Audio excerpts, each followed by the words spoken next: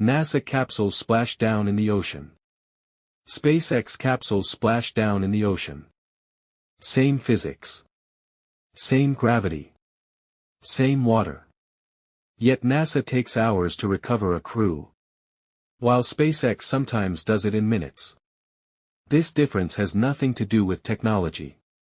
It's about what each organization is afraid of, and what history taught them to fear.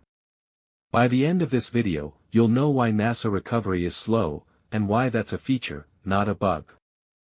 To the public, landings look identical: capsule, parachutes, ocean, boats. So why does one recovery look fast and the other slow? Because splashdown is not the mission ending. It's the start of the most critical phase. Splashdown is easy. Surviving post-landing is hard. NASA assumes danger until proven safe. SpaceX assumes stability until data says otherwise.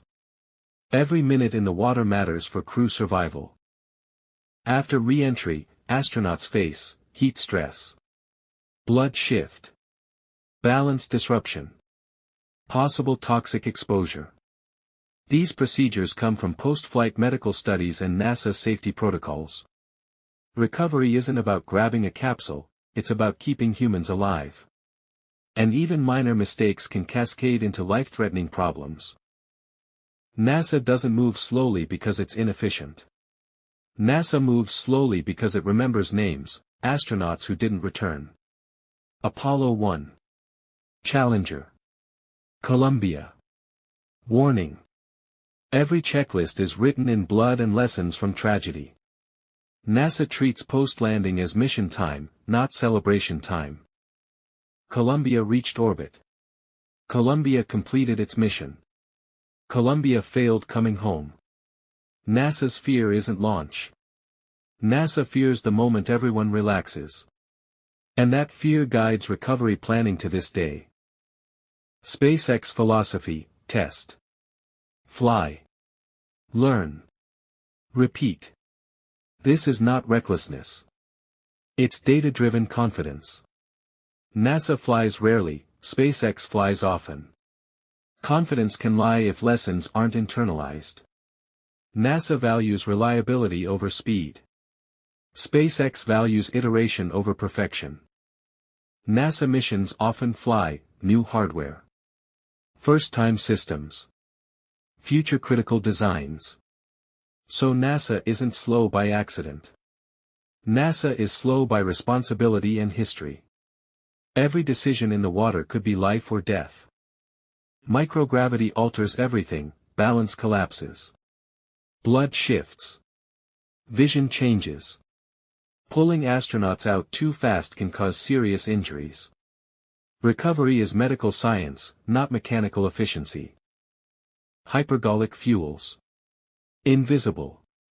Deadly.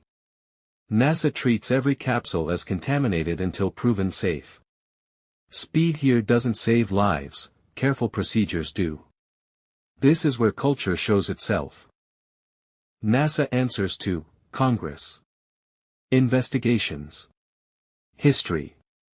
NASA doesn't optimize for applause, it optimizes for never repeating its worst day. Every second counts when human life is on the line. SpaceX controls hardware end-to-end. Speed is easier when you own the system.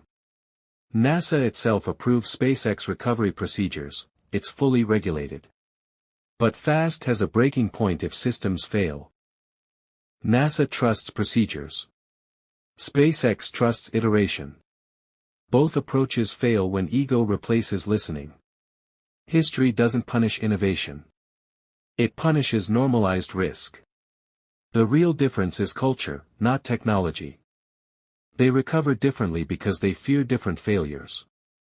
Neither fear is wrong, both are survival strategies.